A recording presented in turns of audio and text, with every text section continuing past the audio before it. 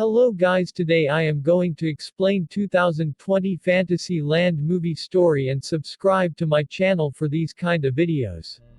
Businesswoman Gwen Olsen, former police officer Patrick Sullivan, stepbrothers J.D.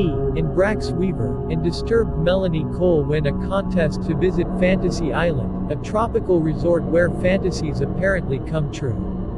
Upon arrival, they meet the island's keeper, Mr. Roarke, and are taken to their fantasies. J.D. and Brax enter a rave at a mansion. Patrick enlists in a war in honor of his late father. Melanie decides to take revenge on a bully, and Gwen accepts her boyfriend Alan's marriage proposal she rejected many years ago. Patrick is captured by a group of American soldiers and discovers that their commander is his father on his last mission before dying, while Melanie enters an underground room where she tortures her bully, Sloan Madison, by uploading an online video of her cheating on her husband. However, another video reveals that Sloan was kidnapped and taken to the island to perform the fantasy against her will. Melanie saves her from a masked surgeon whom she recognizes as Dr. Torture, a fictional character she had designed as a child, and they run away.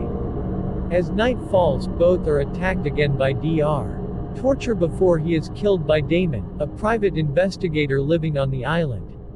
Damon takes them to a cave, where he explains that the fantasies are created by the spring water under the island's heart, a glowing rock that shows a person's deepest desires.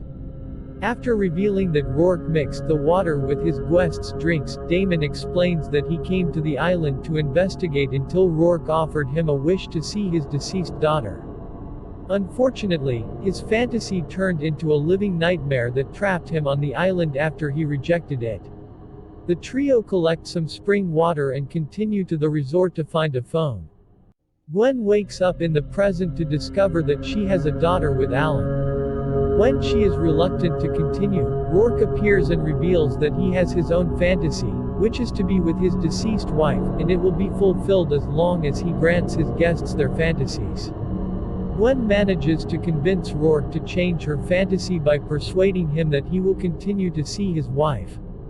However, Fantasy Island begins to turn the other fantasies into living nightmares as J.D. and Brax are attacked by a drug cartel associated with the mansion's owner, while Gwen is taken to the night she accidentally caused a fire that killed her neighbor Nick Taylor. She tries to rescue Nick, but falls unconscious in the fire, only to be rescued by Roarke's personal assistant, Julia. Gwen also realizes that all the other guests, except Melanie, were there that same night.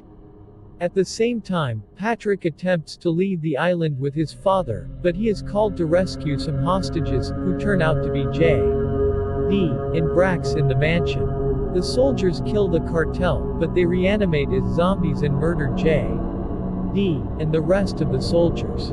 Patrick's father sacrifices himself so that his son and Brax can escape back to the resort. Melanie and Sloan are ambushed by a now zombified Dr. Torture, until Damon leaps over a cliff with him, killing them both. Arriving at the resort, Sloan calls her husband and convinces him to call Damon's military associates.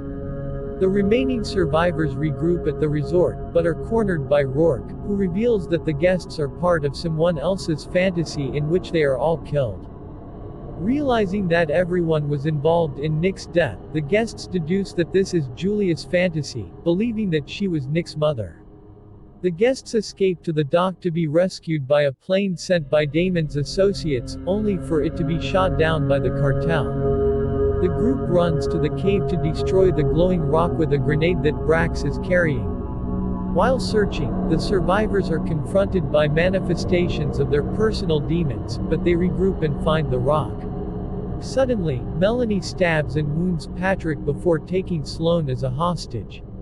Melanie reveals that this is her true fantasy, having orchestrated everyone's arrival to seek revenge on them for the death of Nick, with whom she was supposed to have a date on the night he died. It is also revealed that Julia is actually Roarke's wife, reappearing without knowing him as part of his fantasy, and that if he did not fulfill each guest's fantasy, including Melanie's, he would lose her again. Julia begins to die once again, but before disappearing, recognizing him, she convinces Roarke to let her go and help his guests to escape from the island. Reminded by Roarke that she can have a fantasy fulfilled, Sloane fantasizes Melanie being together with Nick.